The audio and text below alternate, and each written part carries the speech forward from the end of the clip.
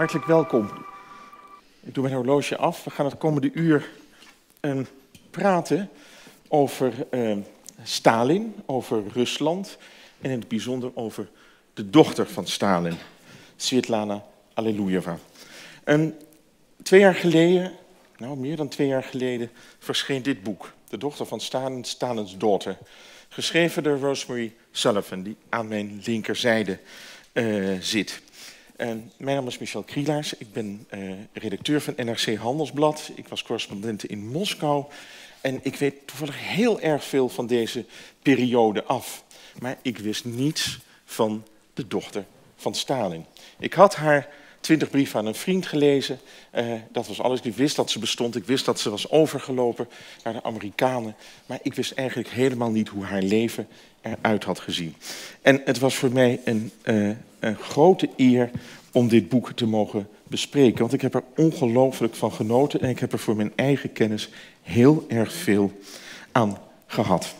En het was dan ook buitengewoon prettig dat ik door Be Unlimited werd uitgenodigd om Rosemary Sullivan te gaan interviewen. I introduced your book. Yes. I told them what a great honor it was for me to read it and to review it. And yeah, now you're going to answer some questions. Not very difficult ones, but first I'd like you to read the first few pages of your book so that people can get acquainted with your voice, your personality, and especially with your book. Thank you very much. Go ahead, please. It's such a pleasure to be here. It's actually probably my 4th time in the Netherlands. Much under the influence of my Dutch brother-in-law, who lives in Salt Spring Island off the coast of Canada. And to see you come out on this evening, when I know that something very important is happening tonight at 11 o'clock. And I wish you very well, all the best for this election this coming weekend. This is the opening prologue to the book, and it's a portrait of Svetlana's defection. You may know that she defected from the Soviet Union in 1967. She defected via India. She'd been in India for a couple of months, and they just got fed up with being, as she called it, her father's property. Her father, long dead by then, he died in 1953.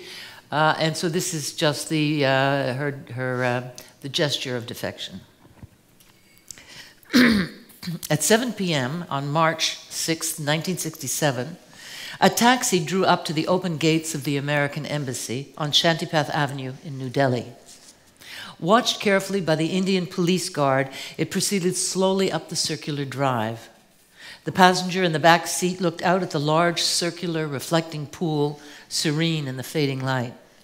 A few ducks and geese still floated among the jets of water rising from its surface.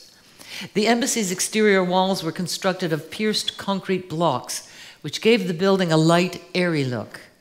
The woman noted how different this was from the stolid, institutional Soviet embassy she had just left.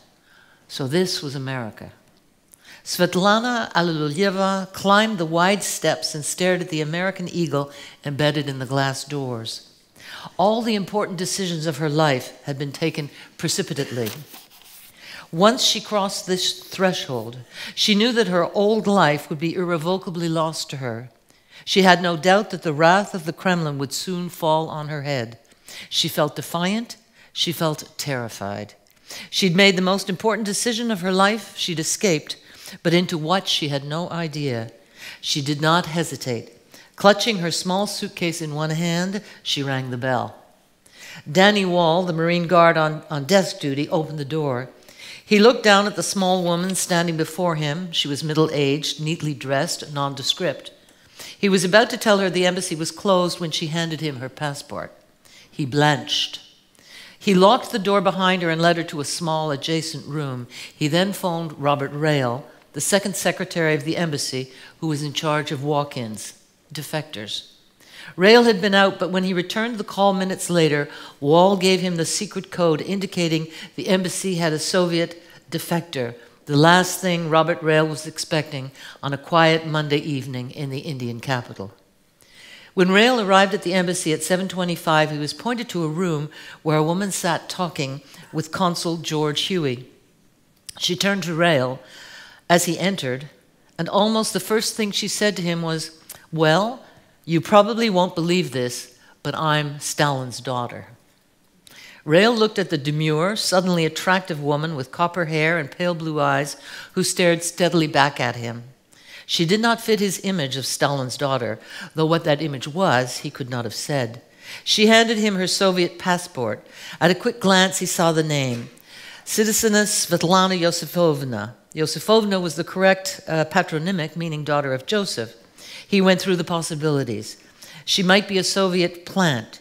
She could be a counter-agent. She could be crazy. George Huey asked, nonplussed, "So you say your father was Stalin? The Stalin?" As the officer in charge of walk-ins, he's always regretted saying that. He's so embarrassed by it. As the officer in charge of walk-ins from the Soviet bloc, Rail was responsible for confirming her authenticity. After a brief interview, he excused himself and went to the Embassy Communications Center, where he cabled headquarters in Washington, demanding all files on Svetlana Yosifovna Alleluyeva. The answer came back 1 hour later, no traces. Headquarters knew nothing at all about her. There was no CIA file, no FBI file, no State Department files. The US government didn't even know that Stalin had a daughter. Thank you, Rosemary. Actually, this is where the first half of the book begins, actually, because the first half is about her Soviet days, and the second half is about her days abroad in exile, more or less. And what astonished me very much in your beautiful book is the happy childhood the girl had in the Kremlin. How come? Her mother committed suicide when she was 6.5. She loved her father dearly. You quote several letters of her to her father, and it's really, "Papushka, Papushka, I love you so." Can you tell what you found when you were doing your research about this girl in the surroundings? Because she was more or less living in a castle, a very highly secured castle, where nobody could get out. When you're researching something like this, it started, my impulse to write this book began when I read the obituary of Svetlana in the New York Times. And she was quoted as saying, "No matter where I go, to an island, to Australia, I will always be the political prisoner of my father's name." And then she said, "You can't regret your fate, but I do regret my mother didn't marry a carpenter." And I thought, this is the polarities of the woman, tragedy and comedy. She wrote, and the reason why the Americans eventually accepted her that evening, I spent the weekend with the Robert Rail in Virginia, interviewing him and talking about this woman whom he admired very much, Svetlana. The reason why the embassy accepted her and gave her a tourist visa to go to the United States, not a principled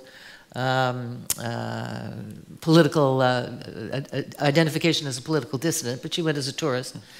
And when she was in the air, the American embassy sent a letter from a guy called Foy Kohler, who was the Undersecretary of State, who said, "Have nothing to do with her, kick her out." So it was a very precipitous and scary escape she made. But she was carrying a manuscript which she called 20 Letters to a Friend. She'd written it in 1963, and it was letters about growing up in the Kremlin. And it was she who characterized her childhood as the sunshine years of my childhood. Now, do you take a writer's commentary seriously? I think so, in that case. Until the age of 6.5, she would spend her summers in the Kremlin. It was the early days still of Stalin's party, right? And so there were large family groups. The kids played all over the Kremlin. They enjoyed themselves. And then in the summer, they'd go off to the dachas that they had claimed from the aristocracy. And so her childhood till she was 6.5 was these games with all these wonderful animals that she collected, and the plants and gardening, and all the uncles who were actually Politburo party apparatchiks. And it seemed a wonderful time. And then out of this, her mother suddenly disappeared. She was not told her mother committed suicide. Her mother, the official line was that she had died of appendicitis and peritonitis, blood poisoning as a consequence. So that was her childhood. And from the age of 6.5 until 16, she was living with her father, and he was the only direct family member. She had a wonderful Russian nanny, as only a Russian nanny, kind of a Chekhovian Russian nanny can be, who I think she said in retrospect kept her sane, but she loved her father. And one of the wonderful things about doing the research I did in Moscow was going to the social archives and finding these original letters between Svetlana and Stalin. You know, you're touching the paper that Stalin has been writing on as he's writing his daughter, Svetanka, he called her, and she'd call him. He'd say that he was her first secretary. So he'd write, "Your first secretary, Comrade Stalin," you know. And they were affectionate letters. And then when she was 15, the world fell apart. She read in a British magazine, no, American magazine, that her mother had committed suicide. And she ran to her grandmother and said, "Grandma Olga, is this right?" And Grandma Olga said, "Yes, how could she do it?" And then Svetlana's world fell apart. Did they tell her what happened? What was the cause of her mother's suicide? Because that was the daily insults by her husband, Joseph Stalin. That was Svetlana's conclusion. And also I was able, in the research I did, to discover that in reading various family letters and so on, that Nadia, her mother, had abandoned Stalin on at least another occasion and taken Svetlana and her son Vasily to Leningrad, and Stalin had pulled her back into the marriage. But it had been a very painful marriage, and there was, in many sources, whether it was Khrushchev or whatever, describing that last night of her suicide. It was the 15th anniversary of the revolution, and Stalin was flirting with one of the young women at the party.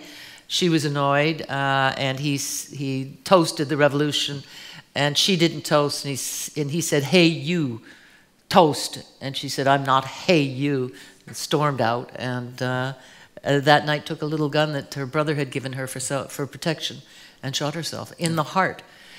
And it was very moving. That's the way Svetlana described how her mother used to say, she'd draw a square over her heart and say, "That's where you keep your secrets." Mm-hmm.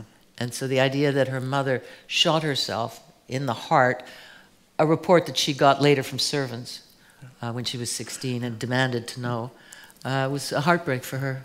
That was 1932. Mm-hmm.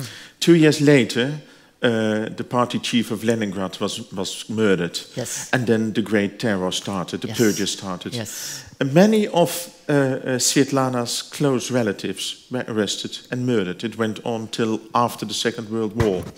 Did she notice anything about that? Because she must have seen also at her school, in her class, children disappeared. They were arrested, sent to the Gulag. Their parents were shot during nighttime. What did she witness from that? When she was 6.5, her father moved them from the family's apartment to an apartment just below his office. And she used to be called in to dinner every night. I don't know where her brother Vasily was, but it seemed to be only Svetlana. And so from the age of about 7 to 16, every night she'd be sitting with Beria and Khrushchev and all the boys as they gossiped and discussed policy. And everybody I met, from the Americans to Stalin's grandson, Sasha Berdonsky, to the Brits, said that Svetlana's political sense was impeccable. She knew always how to read the political landscape. And it came from sitting day after day in her father's kitchen, dining room. When the terror started in 1937, a little friend of hers, her mother had given this little friend a letter to give to Svetlana, to give to her father, because her husband had disappeared. And Svetlana brought this letter in and begged to have this friend's father freed, and Stalin roared into a rage.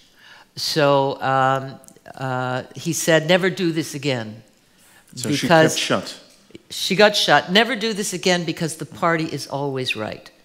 It's not for me to say. So he was always abdicating responsibility. And in fact, the theory is by many people, like Stephen Cohen and so on, that Stalin did not specifically target his relatives. That in fact, he let them be targeted because he could then say, look, it's happening to me. Mm-hmm. So when the NKVD came after after Nadia's brother, you know, it wasn't his fault. So here was this 11-year-old child trying to figure out what was going on. Suddenly the world is turning dark.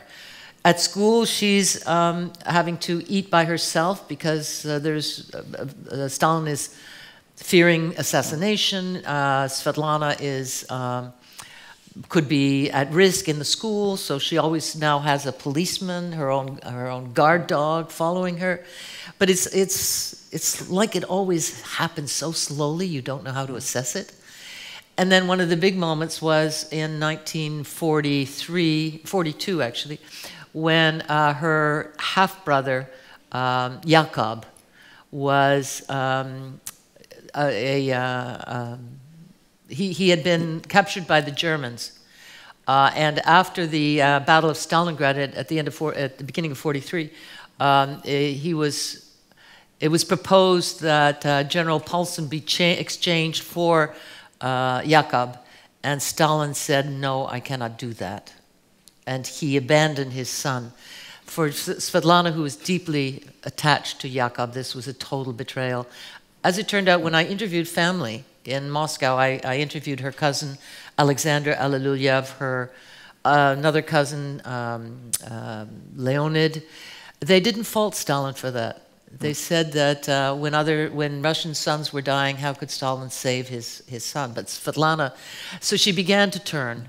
But did she, in the very beginning, also think the party is always right?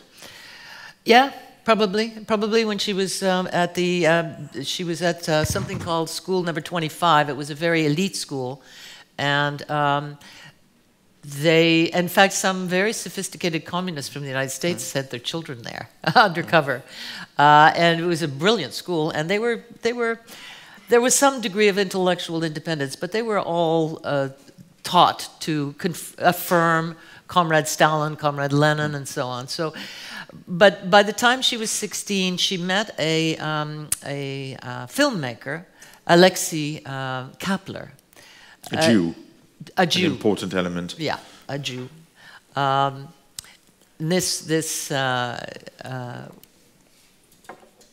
It would have been 16, so she would have been. It was around 1944, and he had been had made a big name for himself working with Eisenstein, and he was a cameraman during the Battle of Stalingrad and so on. And he fell, at the age of 39, he fell in love with the 16-year-old Svetlana, which was amusing because 16-year-old Nadia had fallen in love with 39-year-old Stalin.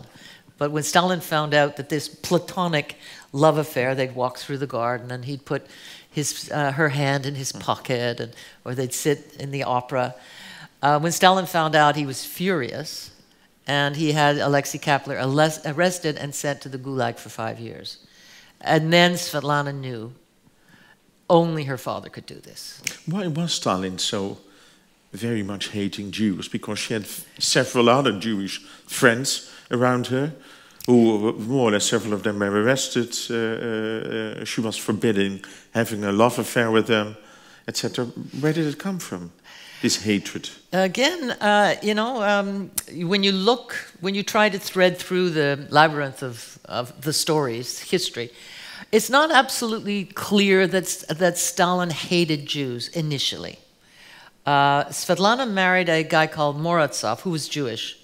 And what annoyed Stalin was not so much that he was Jewish, as that he wasn't part of the elite party that Stalin would have expected her to marry. So she married against his wishes.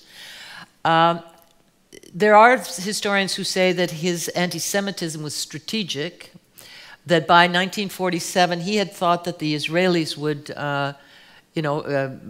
when Israel was founded and so on in the late 40s, they would be supportive of Russia. And then he began to be very suspicious that they would be allies with the Americans and they would be a fifth column and would be destructive to the Soviet Union. So how much he hated, Svetlana sometimes would say her father was anti-Semitic, other times not so. So I think everything that Stalin did was almost always strategic rather than emotional.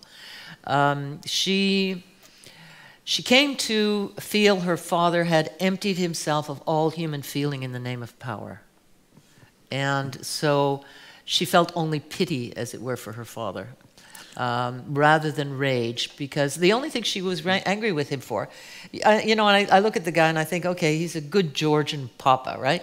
As long as she was a proper young woman, he could be the affectionate Georgian papa. But as soon as she stepped out of line, she had to be, but he was always, her son, Joseph, she wanted to take him to visit his grandfather, and she picked the day that the Americans dropped the bomb on Hiroshima. So she was rather a sideshow to the whole thing. This was a man who was very busy. And when she got moments of his attention, she sometimes felt grateful. So she hardly ever saw him? Yes. And there was after the age of 16, after she left home, as it were, lived on her own, lived in that amazing, sinister mansion called the House on the Embankment, which was like Stalin's answer to the Empire State Building. He wanted a bigger building than the Empire State Building. Very sinister, because there was an underground passage where the secret police could come up. And where all the 500 families who were living there were arrested and executed. That's right. During the terror days. And in 1947, as the doctor's plot, as it was called, developed, and it was mostly Jewish doctors who were being arrested, and it was some notion of a plot against Stalin. Her two aunts were arrested and confined to solitary confinement. Her mother's sister Anna and her brother's wife Evgenia. And they were in solitary confinement from 1947 till Stalin's death in 1953, when Khrushchev opened up the Lubyanka and the Gulag. And when they came back, Evgenia would not fault Stalin for her 7 years of confinement. It's like, forgive the allusion, I'm Canadian, but it's like people not knowing that Trump is lying. I mean, why were they arrested?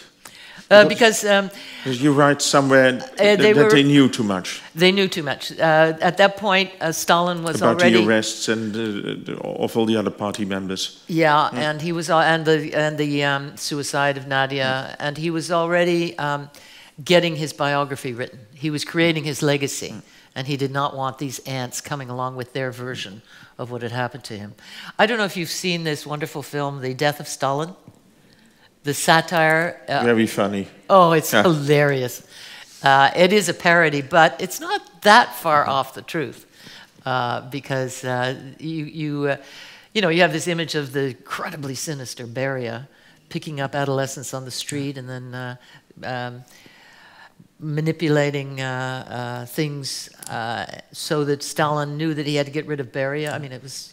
But funny, in your book you also wrote that Khrushchev, after Stalin died, told him that he was anxious to know who was going to be his successor, but that he also was very fond of Stalin, which is also so very... We can't imagine people being fond of such a rude dictator as Stalin.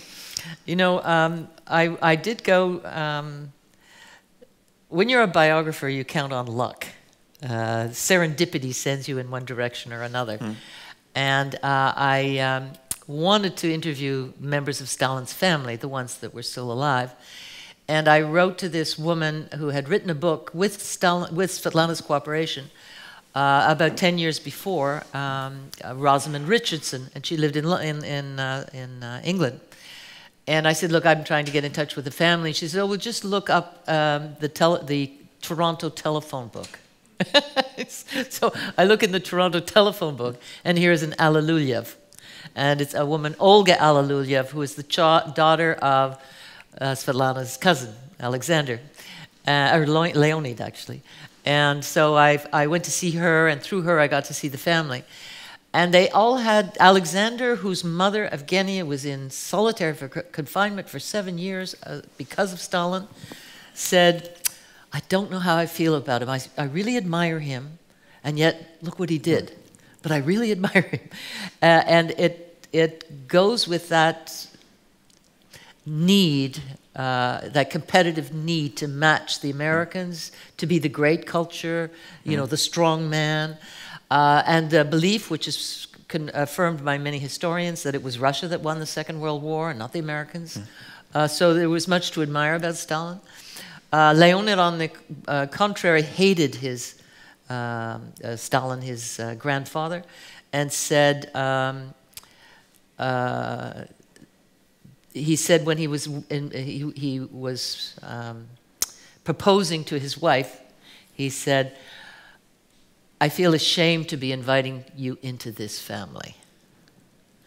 And yet, when the most moving interview was with Svetlana's nephew, the son of her brother, Alexander Berdonsky, Sasha Berdonsky, who was a theater director in Moscow. He died about a year after I interviewed him, sadly.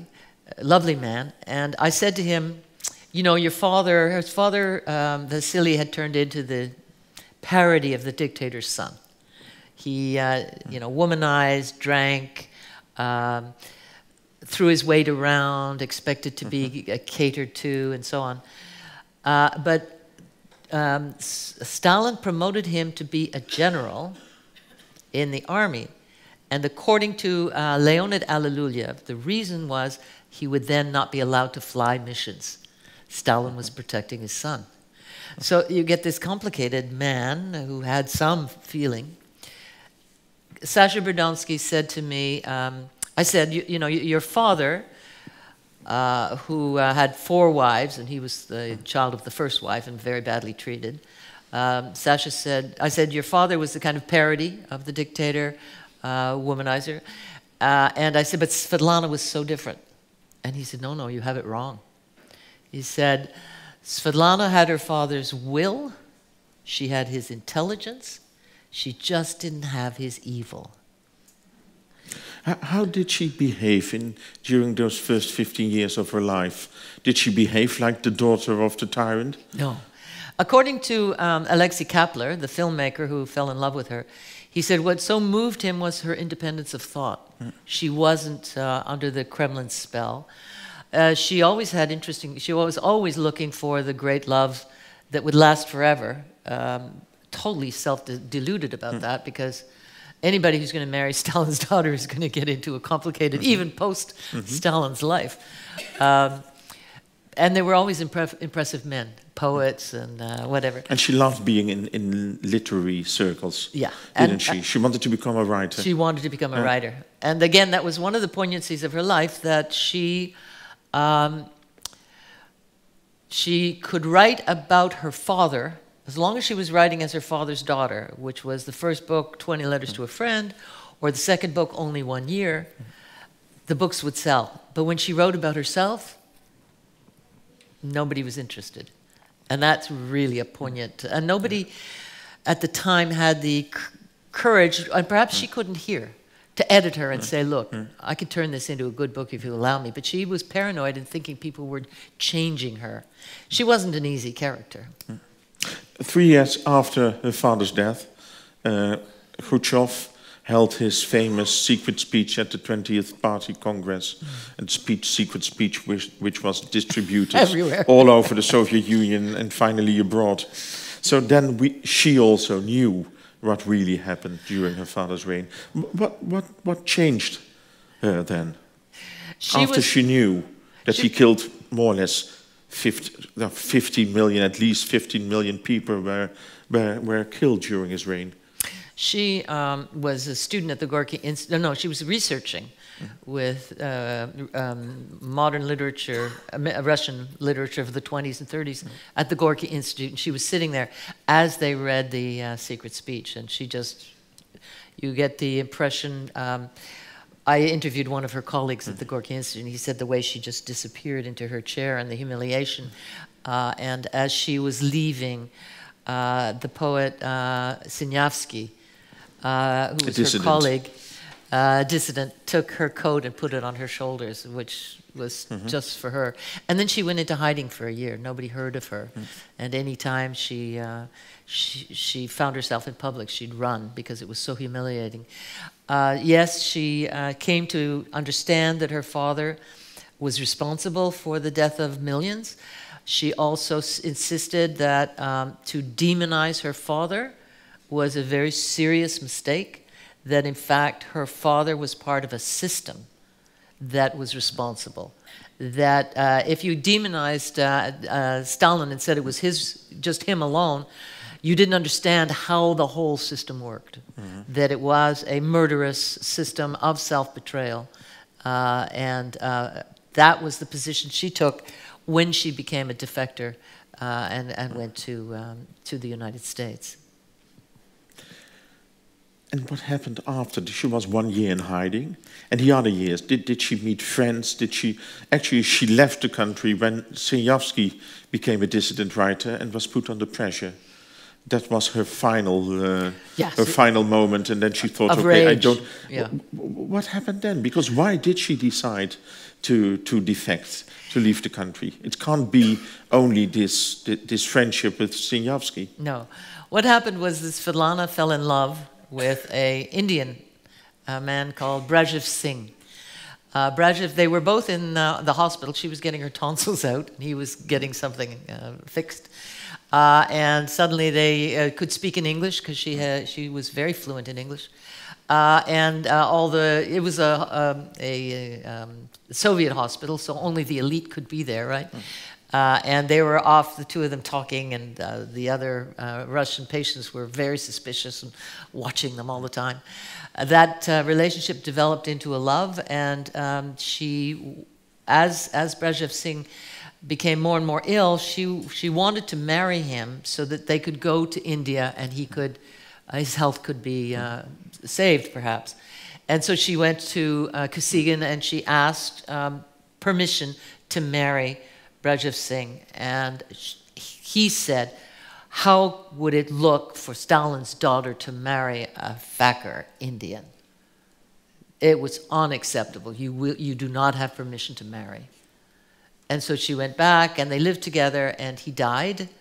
And he had always said that he wanted his ashes to be taken to India and spread on the Ganges. And so she went back to the Politburo and asked for permission to take his ashes to India, and she was given permission the next day. Why? Because the Soviets were trading arms with the Indians. And so it was working at the top. Brajev Singh was himself a Brahmin. His brother was well known. His nephew was in the government. So Svetlana got permission to go to India. And when she was there, she'd come from this gray conformist culture. You know, I told you I went to Soviet Union for the first time in '79, and everything was, there was no oxygen.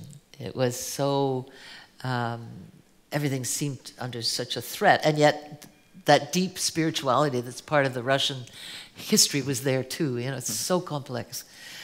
She suddenly finds herself in this colorful world of beautiful clothing, these complicated people. She didn't approve of the class system in India, but she felt she wanted to stay there. And when she asked for permission, they said no. And so she turned to the Soviet ambassador and said, well, if you're not going to let me stay here, give me my passport. And he made the mistake of giving her her passport. And at that point, she made the decision to go to the American embassy and defect. And she had about 8 hours before she was discovered missing. So that's why it was so tense. But the Americans really wanted to have her. They hated the idea. Yeah, no, they didn't want to spoil their detention, of course. They thought, this guy Foy Kohler, the Undersecretary of State, thought that he had personally solved détente with the Russians. So the last thing he wanted was Stalin's daughter defecting on his watch. And when Huey and company at the embassy said that somebody had to take her out, so they selected Robert Rail to assist her in her flight to the United States, plane flight.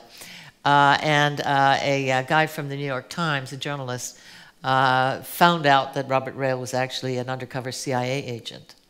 And so he said, if you don't deny this, I'm going to publish this in the morning. And it came out that Rail was a CIA agent, and therefore the Soviets could say the Americans had kidnapped her, and then there was another plot for the Soviets to kidnap her back.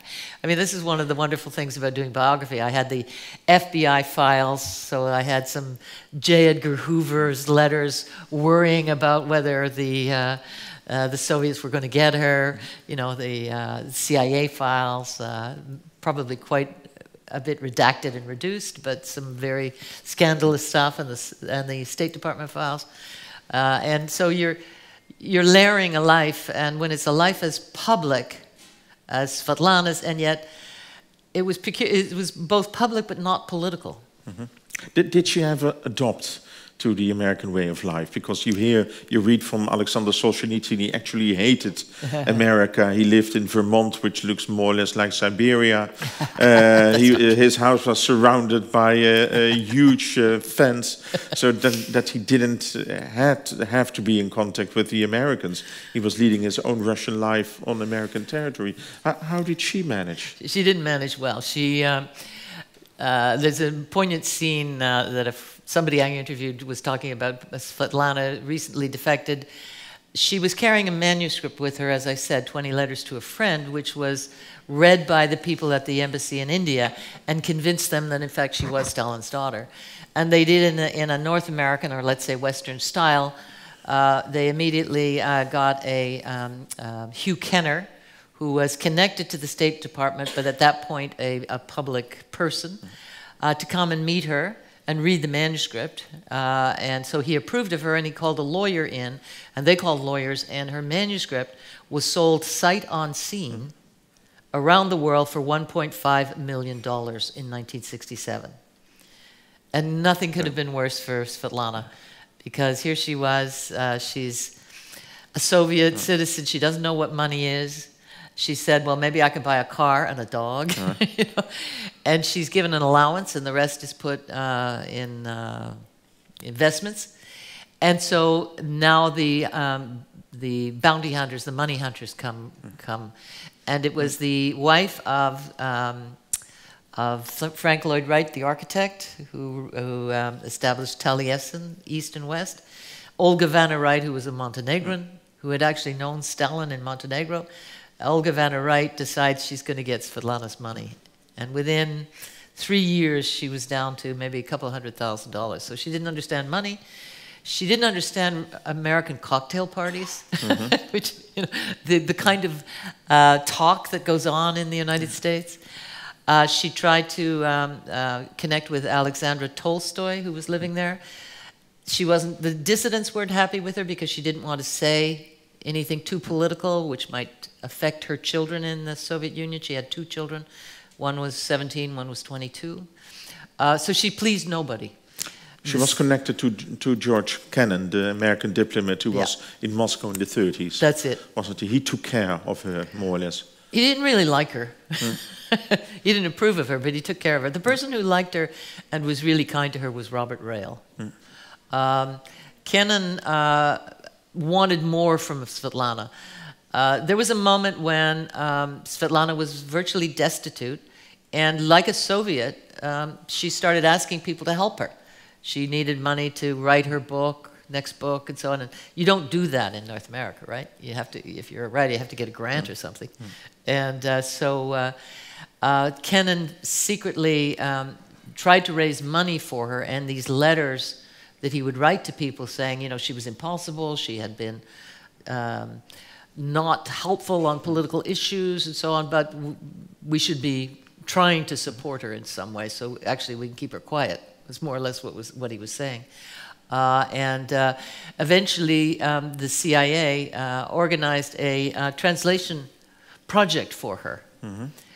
And when she found out that it was the CIA that was behind this, she said, I'm not going to be anybody's spy. And it was that point she packed up and took her daughter, who was by then about 10, to England. And then when her funds ran out in England, she redefected to the Soviet Union. And there she got all the privileges she used to have. Yeah. That's also very strange, but only because she was the daughter of Stalin. Absolutely. No, in fact, she was given, you know, the dacha, the car, the servants, the... But then she could compare living in a dictatorship to living in a free country like the United States. And she couldn't stand it. And the hardest part was that she as a Soviet, she didn't believe in public education. So she could never send her child to a public school. So she had to send her to private school. And she ran out of funds. And so she thought she could bring her daughter back to the Soviet Union, and her daughter would have the kind of brilliant education she had had at a model school 25. And of course, when she got there, she found either they reviled Chris is her name, reviled Chris as Stalin's granddaughter, or exploited her.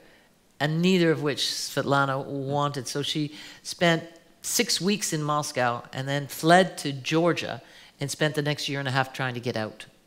And it was only through the influence of the brother-in-law of the Taliesin people that she was able to get back to the United States, and she stayed in the United States, in Wisconsin. But during this second defection, she again met her children from a previous marriage. How was that for her? Because she must have grown completely estranged from them.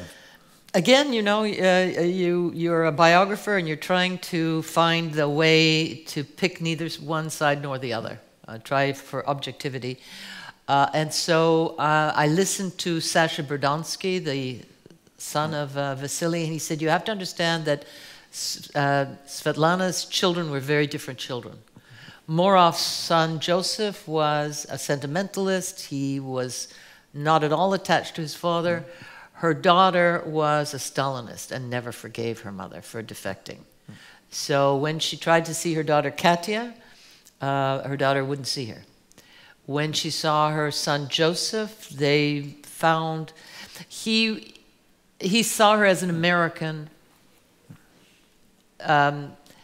I'm taking this story from both Svetlana's commentary, but also from the perspective of Svetlana's daughter, Olga, who then changed her name to Chrissy. From her perspective, that the Joseph he couldn't reestablish a rapport with his mother at all. There was just... which is quite understandable because of what happened. Yeah, exactly. Mother leaving her son.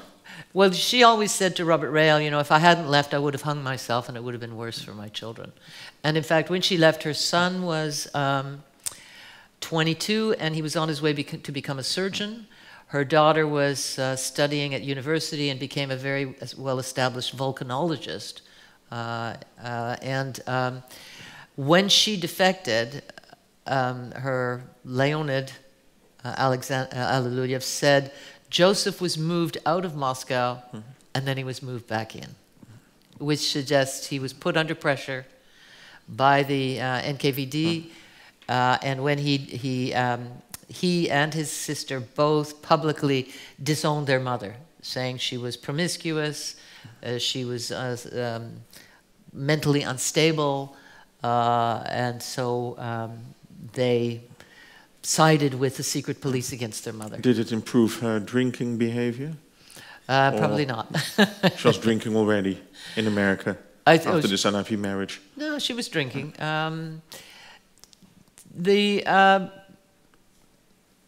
I did become, after the book was done, you know what happens when you finish a biography, and well, let's say you start a biography, and I decided I was going to write a biography about Stalin's daughter, and so I had to go and see Stalin's granddaughter to get permission for published and unpublished material. And I'm flying there, and I'm thinking, my God, I'm going to meet Stalin's granddaughter. And in fact, I met an American who's punk and funky, and her favorite thing to do is stand-up comedy. And she worked in a antique store, and she was just as American as it's possible to be.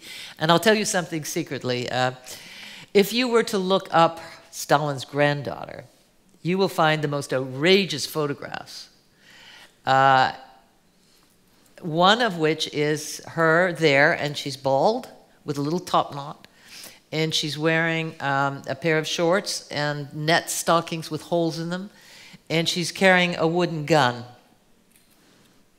And I had people write me, I guess they understood by then I had written a biography, and they said, Stalin would be rolling in his grave. What had happened was that in 2015, Chris was diagnosed with cancer, breast cancer. So she went through the whole chemotherapy thing, which is why she was bald. And a friend of hers said, come and we've got to celebrate, you've defeated cancer. We're celebrating your triumph. And she said, okay, I'm going to be Tank Girl. That was her favorite comic figure from the 1970s in England. So here she dresses up as Tank Girl with her wooden gun, but they didn't put the caption, Tank Girl defeats cancer. And so suddenly there was a scandal in the newspaper, the Daily Mail, in the tabloids in New York. You know, and I said, I want to come out and, set this straight, but once it's out on the internet, there's no way to correct it, But it just reminds you, don't think you know what you see until you've really determined what it is you're looking at. Did writing this book make you understand Stalinist society better? Because for many of us, we can't still understand how all these things could happen. Oh. And in Hitler Germany, it was very easy. Everybody who was Jewish, communist, or socialist, or in the resistance was arrested and murdered. But during Stalin's years, everybody was arrested. Could be arrested and killed. Yeah. And all the people, we spoke about Svetlana Alexievich, the Nobel Prize winner, who interviewed many of those people, those survivors of the Stalinist days. And many of them till today say the party is always right. 49% of the Russian citizens still believe that Stalin was doing a right thing. He had to execute all those people. And 51% thinks they condemn it, of course. But it's 50-50, which is strange. I don't know if this is the template for dictatorship. My husband is Chilean, and so I was in Chile in 1985, which was high ascendancy years for the dictator Pinochet. And things were getting a little tricky for Pinochet, so he was coming down harder and harder. And there was a conversation, forgive me, Juan, for saying this, but anyway, conversation in the family, and his mother was pro-Pinochet. And she had two sons who were pro-Allende, by then long dead, right? Fernando turned to his mom and he said, if our bodies were floating down the Maipo River, you'd still say Pinochet was a good man. And she said, yes. And what was that about? If she would say that anything that evil that happened in Pinochet's Chile was people underneath him. He was a good man. He brought order and stability and economic security, So you can always find people who will say the dictator brought order and stability and economic security. And it's some almost feels 50-50, and it can happen within the family itself. So, even though everybody in your street is being arrested and deported. And everybody's looking the other way, you know. I'm trying to remember the wonderful book. It's just the way in which Pasternak, for instance, never really got arrested because Stalin liked his work. Yeah. So he kind of he just... was a great poet. Yeah, he'd phone him up. I mean, there was something called the Stalin Prize every year, and it seems that Stalin read all the books. Yeah. He was a very literary man. He had a very good education, which was a Russian Orthodox education with priests. Svetlana always felt that the sadism of the priests towards their students was good training ground for Stalin in his sadism. But how is it possible? I guess as the waves of terror build, people turn away so that they themselves don't get involved. So that Leonid Alleluyev, when they lived in the house on the Embankment, would describe how you would listen at night for the footsteps coming up the stairs, and you would hope, or the elevator, and you would hope it wouldn't stop on your floor because it was coming for somebody. Yeah. But you would just cower and wait. And his mother was arrested, but also his sister.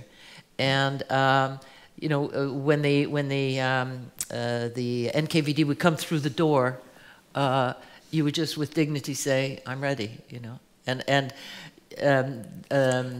the portrait of No, ready, continue. Yeah, no, but you know, until you got into the solitary confinement unit in the Lubyanka, you had to keep yourself strong, and then you could fall apart. So how did it happen? Svetlana said her father admired some people, and so they were threatening. Most people, or other people, were on the same level with him and were dispensable. Then there was the rest of the people. It didn't matter what happened to them. They were useless. Yeah. And so, you know, when he, for instance, I mean, he was so terrified of the German, you know, he set up the Ribbentrop-Molotov agreement so that, because he'd purged the whole leadership of the Russian army, and so there was nobody left to fight. And the funniest thing, if you have this particular kind of sense of humor, was that when Stalin was dying, and they get it in the Death of Stalin movie, what happened was he left instructions not to disturb him. This is literally true, and you have it from the point of view of Beria. Khrushchev writes about it, Svetlana writes about it. And so he has a stroke, but nobody's allowed to enter. They're terrified to enter. And then finally a telegram comes, and that's grounds to knock on the door, and here's Stalin on the floor, and they are able to get him up and breathing again, and they want to call a doctor, but Stalin's arrested all the doctors, so they go down. They send a young adjutant or whatever down into the Lubyanka, into the cells, and I'm sorry, I can't remember the name of the doctor. Wonderful memoir he writes about how the guy comes in and says to him, when you have these and this and this condition, what's going to happen to the patient? And the doctor said, well, he's probably going to die. And so the adjutant said, well, what doctor would you recommend? And the man said, well, I'd recommend so-and-so and so-and-so, but they're all in prison. So Stalin had arrested all the doctors who might have helped him. He probably wouldn't have been saved anyway. But it's so ridiculous to imagine a society where everybody is scared to death. Yeah. And that's what you see in this movie, The Death of Stalin. Yes. Even all his comrades from the Politburo were scared to death. But it's not that far from accurate because, you know, there's Beria. When he thinks Stalin's not dead, he's sycophantic and, you know, concerned. But then when he thinks he's dead, he's running around trying to establish his power. You know, and this is exactly how Svetlana describes him in her book, 20 Letters to a Friend. And so that's actually how they were living. And if you know, if But I don't know that I make that much of a distinction between the Nazis and the communist dictatorship, because if you see a column of soldiers coming down the street and you know they're, you know, somebody's going to get picked up, it's pretty some world to live in. And frankly, the Soviet Union I visited in '79 was not a Stalinist world. No, it was. No, it wasn't. It wasn't. It was a place where if you wanted to get ahead, you had to be careful. You know, I ended up meeting a bunch of Irish people who were in Moscow, and we went on a tour. We took a troika ride, and our guide Ludmila fell in love with David, this handsome Irishman, and so she takes us off on a special visit to an underground tavern. You know, we have our vodka and our caviar and whatever, and then we get on a train and go off to Leningrad, and we find out she's been fired. She's been fired for taking tourists off the official route, and I said, you know, what's going on? Somebody wanted her job. So it was a system where you could betray to get ahead. A system of betrayal. Yeah. Svetlana died in 2011. Then Vladimir Putin was already 1 year in power, and she predicted something. You wrote about it. What did she predict? Well, it was she was living by that time a private life, but when she, in letters, and I was given by a variety of people, especially people living in London, her letters. And in one of them she says, I can't believe in 2000, you know, when Yeltsin, you know, supposedly because he was an alcoholic, but really because he was so corrupt and, you know, involved in such kleptomania. He abdicates and Putin becomes interim president. And Svetlana's writing, friends, I can't believe that the Russian people will elect an ex-KGB officer. It will be just like my father's time when there are two layers of government. There's the official government, and then there's the secret police, and that's how it's going to be. And then when he was elected president, she warned friends, American friends who were doing research in Alaska and so on, don't go to Russia, it's no longer safe. And so she was pretty accurate in her portrait of the world that was going to develop. So you can imagine Putin, when he became president, he immediately went to the KGB headquarters and told his comrades there that we are back in power and we're never going to leave. So he thinks. When we were in Leningrad, St. Petersburg, we were in the mayor's edifice and stood where Putin stood and saw his office and stuff like that. It was very, very interesting. Thank you very much, Rosemary. Thank you. I'd like to give the microphone to the floor because I can imagine that there are several questions amongst the public. Who will take it first? On the first row.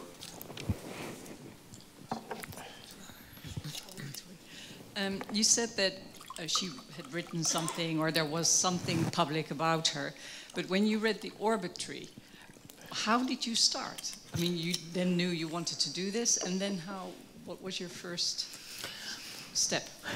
Talking to my publisher in New York, a wonderful woman called Claire Wachtel. I'd done a book with her earlier called Villa Herbel, World War II Escape in a House in Marseille. Previous to that, I'd written biographies about people who were mostly Canadian, and I wanted to step out of my known world into, and I'd lived in France for a number of years, so I felt safe there. But there was something about Svetlana. I had been in university in '67. We knew about the defection. I thought, well, it'd be interesting to see what experience this woman had of America. You know, what a Soviet's version of America would be, because I too had been puzzled, I think, by Solzhenitsyn's contempt for America. You know, he hustled back as soon as he could, right? And it was interesting when they had the Olympics in Sochi. Putin was celebrating Solzhenitsyn, which is yeah. Er was een andere. Oh, we gaan het hele rijtje af. Heel goed. So I don't know if I fully answered your question. That, you know, I went out and immediately, when I talked to my publisher, I said, "Do you think I could do it?" And she said, "You know, I like the idea of somebody who's not Russian and not American writing the book. I give you 10 days to write the proposal." So I just read everything I could and put together a proposal in 10 days and gave it to her, and she took it. And the 10 days is because somebody else might have a competing book, right? Okay, I have thanks for a great interview. I have 2 questions. One is, do you speak Russian? No. Okay, so was that a hindrance? My first thought was that I would just write about Svetlana's defection. You know, because in fact, after '67, when she defected to the States, she refused to speak Russian. She could not write letters back to the Soviet Union without compromising people there. And her life in the United States and in England was essentially in English. So it seemed like I could have a real story there. But then the more I found the fragility of Svetlana when she was in the United States and in England compelling, the more I realized I needed to go back. I immediately went to the Department of Slavic Studies at the University of Toronto, and I got this brilliant young researcher, Anastasia Kostryakova, and a second researcher, Elena Romanova, and I brought them with me to Russia. And, you know, the whole process of translation can be so hard, but they were so beautiful and charming. And I tried to be charming. And when you had 2 people doing the translation, because it's so tiring, one would do it and then another would do it. And we had sometimes interviews that went on for 5 hours. And then I would transcribe them. And when we went to the Social History Museum and found the letters between Stalin and Svetlana. Was it easy to get hold of them? Were you allowed to read? Of course you were allowed, but how did that go? No, how it went was we were allowed to look at them, but that was it. There was no Xeroxing, so we just read them into a microphone, into a tape recorder. I have a very tiny tape recorder, KGB-style tape recorder, and we kept a record of and then translated them when we got home. And then I didn't ask permission to reproduce them, and nobody ever came after me. So, but I haven't been back to Russia. Sorry, thanks. Second question is, have her family or her friends or people that you interviewed, have they read the book? And if so, what do they think about it? Yes, Olga thought it was a wonderful book. Olga in Toronto, Olga Alleluyev, the daughter of Leonid, said that she really admired the book. I did get a letter from Leonid and one from Alexander. I didn't hear from Sasha Berdonsky because he was ill. As I said before, you go to visit the person who holds the literary rights, which in this case was Svetlana's daughter, Chris, but you can't allow them to read the book because it has to be independent of their opinion. And so I was very nervous about how she'd find it, because I tried to be, there's a dark side to everybody, and there's a dark side to Svetlana. And she said, I liked your book, you were on my mother's side. So.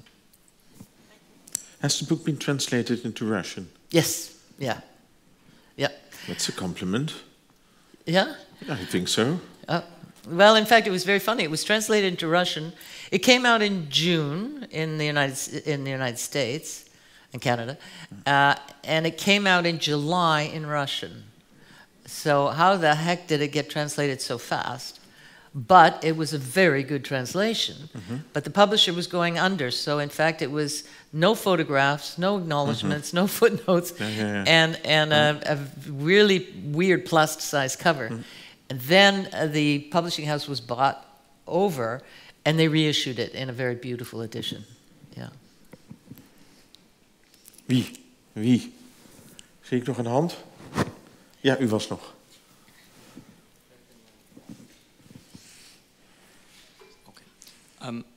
Yeah, so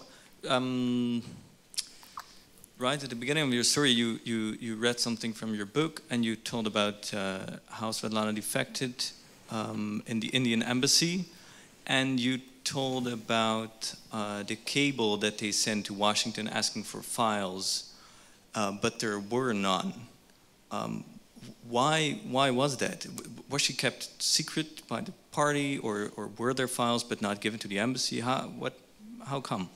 I think it was just the CIA, FBI, etc. missed the boat. When she was about 14, I think, she met, Stalin had invited Churchill to the Kremlin, and then brought his daughter in, Svetlana, to show her off, because she spoke English and she had red hair. And Khrushchev talked about how he had red hair once when he had had hair. And he put this in his memoirs. And so they were there for the CIA to read, but nobody picked it up. So it was they missed the boat. They should have known that Stalin had a daughter. It was interesting. I had a wonderful assistant in the State Department, in the NARA files, the State Department files, called Sim Smiley. I hired this person because I thought the name is right, and I was sure it was a guy. It turned out to be a wonderful woman who was really helpful. And Sim happened to be in California. He said, I'm going to go to Stanford and see what's there. And there was this whole collection of material. And it was from a woman who had tried to write a biography of Svetlana and gave it up. And there were KGB files there. Now, how the heck would this woman, she got them from Svetlana, how would Svetlana have KGB files? And one was the way in which it was a KGB with Andropov as the head, discussing how to discredit the 20 Letters to a Friend, the first book, how to use her children, if they could publish it, convince the Americans to publish it after the anniversary of the revolution, etc. The second one was when her book was about to come out, called Only 1 Year, and this was 1969, and it was the Politburo under Andropov discussing how they could make the people she acknowledged in the book the real authors of the book, and say that she wasn't capable of writing a book. So you have to say who was inside, that deeply inside the Kremlin, that they could get copies of those two memos. It had to be somebody connected in some way with the CIA. But so yeah, it was great fun. But what I was getting with the State Department files were correspondence between the various embassies, the Indian embassy, the Russian embassy, and you just see all these people, these bureaucrats working away, and they're not nearly as efficient as you think they might be. Laatste vraag. I do have a story I have to tell you. Okay, please do. When I was going to Moscow in 2013 to do, I had settled on about 6 weeks of investigation. And so with Elena Romanova, we rented an Airbnb on air, online rather. And so we got to Moscow, and I was told never to go to Moscow without a man, so I took my husband. So it was my husband and Elena and Anastasia and me. We get to the Airbnb in Moscow, and the landlord is there, and he takes us through, and it turns out that the master bed had been photographed with 2 different bedspreads. So I didn't have a 2-bedroom apartment, I had a 1-bedroom apartment. All right. So Elena agrees that she can sleep on an air mattress, and Anastasia will sleep on the couch. 4th night, we get a phone call at midnight, and it's the landlord saying that the police need to get into the apartment. And if you don't allow them in, they say they'll break the door down. So Elena, take charge Elena, whose father was a doctor in the Russian army, says, oh, don't worry about it. This is a Russian thing. So she goes downstairs, and Juan and I and Anastasia are sitting in the kitchen thinking, is this home invasion? What's going on? So we go downstairs. Indeed, the landlord's there. The police need to come because they're bringing the suspect whom they feel is responsible for the murder in the apartment that had occurred 3 months before. And so I said, murder in the apartment? And he said, well, apparently this American, probably Russian businessman had picked up a young woman on the Arbat, not young, she was about 35, brought her back to the apartment, and she'd had a bad reaction. He'd had a bad reaction. He was found dead the next morning, right? And so she, that's why we had a brand new bed, right? And so we sat there waiting for the cops to come. They finally came at 2:30 in the morning, and it was like something out of a Peter Sellers movie, because this small car and all these big cops come roaring out of it with the suspect and her lawyer to reenact the crime in our apartment. And the chief inspector, as if he was in a CSI film, comes up to me and said, I'm lead detective Lermontov, so sorry for the lateness of the hour. And the guys behind, the cops are laughing, and I say to Elena, what are they saying? And she says, cop humor. I said, what are they saying, Elena? And she says, they're saying, in the old days, we didn't need to apologize. Funny. But then the landlord said, he said, what do you do? I said, I'm a writer. He said, just my luck. He said, there were 2 other reported cases of the same kind of thing in Moscow, so it looked like it was a ring. Is there still one question? Then we're going to stop. Rosemary, thank you very much. You're going to sign your books at the table over there. And you're going to sign your books. Not today. It's your party. And if you want to understand Stalinist era, or if you want to understand Putin's Russia, you really should read this book, which reads like a novel, as exciting as it is. Thank you very much. Thank you, Rosemary. Thank you.